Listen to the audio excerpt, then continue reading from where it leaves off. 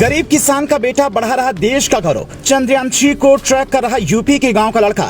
पूरा गांव देख रहा लाइव प्रसारण। योगी ने भी बना रखी है नजर। मां लगातार देख रही टीवी, पिता भी भावुक। अब्दुल कलाम की एक सलाह ने इस लड़के की बदल दी थी जिंदगी। अब उत्तर प्रदेश का नाम बढ़ा रहा छोरा। जब भारत ने अपना पहला रॉकेट बनाया तो उसके पुर्जे लाने के लिए बैलगाड़ी और साइकिल का इस्तेमाल हुआ था, क्योंकि सरकार ने बजट ही नहीं दिया था। लेकिन ओमी भाभा और अब्दुल कलाम जैसे नए खून और जोश वाले वैज्ञानिकों को देश के लिए कुछ कर गुजरने की ललक थी। वो हर हाल में अपना प्रोग्राम आगे बढ़ाना चाहते थे। उसी जोश को और हाई करते हुए अब गाँव खेड़ों से निकलकर युवा वैज्ञानिक बन रहे हैं। ऐसे ही एक वैज्ञानिक है धर्मेंद्र प्रताप यादव, जो यूपी के फिरोजाबाद जिले से आते हैं और वहाँ एक छोटे से गांव टिकरी के रहने वाले हैं। धर्मेंद्र इसरो की उस टीम में शामिल हैं जो चंद्रयान-3 की लॉन्चिंग देख रही हैं।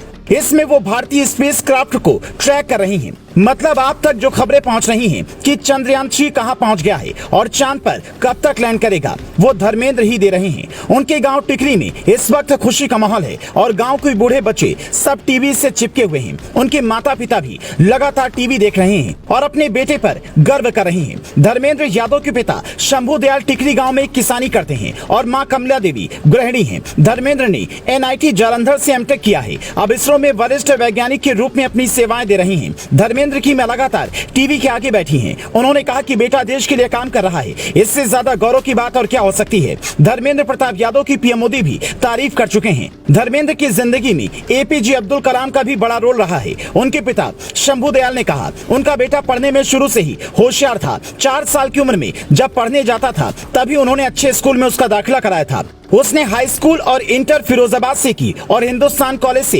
इंजीनियरिंग की। वहाँ पूर्व राष्ट्रपति APJ अब्दुल कलाम आए थे। उन्होंने उसे कहा था कि तुम वैज्ञानिक बनो। उसे उनसे प्रेरणा मिली और वो वैज्ञानिक बना। आज वो इतने बड़े स्तर पर काम कर रहे हैं कि पूरे गांव में खुशी है। और जब चंद्रयान-3 स्थापित होगा तो हम पूरे गांव में मिठाई बांटेंगे। यही भारत की पहचान है। पिता खेत में देश के लिए अन्न उगाता है और उसका बेटा देश के लिए या तो सीमा पर लड़ता है या फिर धर्मेंद्र की तरह आसमान में लड़ता है। इसरो के इस मून मिशन पर भारत ही नहीं बल्कि दुनिया भर के वैज्ञानिकों के साथ साथ आम लोगों की नजरें टिकी हुई हैं। सोशल मीडिया पर चंद्रयान ट्रेंड कर रहा है, जहां लोग अलग अलग तरीके से अपनी खुशी बयां कर रहे हैं। इन सब के बीच चंद्रयान-3 की सफलता के लिए काशी हरिद्वार में हवन पूजन हुआ तो तमिलनाडु के रामेश्वरम में प्रार्थना की गई। पुणे के सिद्धिविनायक मंदिर में भी लोगों द्वारा पूजा अर्चना हुई। देश के कोने कोने से हर तबके के लोग मून मिशन के सफल होने की कामना कर रहे हैं। चांद की सतह पर सॉफ्ट लैंडिंग यानी कि बेहद आराम से उतरने में कामयाब होने के बाद अंतरिक्ष के क्षेत्र में भारत की ओर से ये बड़ी छलांग होगी, क्योंकि दुनिया का कोई भी मुल्क अब तक चांद के इस हिस्से पर सॉफ्ट लैंडिंग करने में सफल नहीं हो पाया है।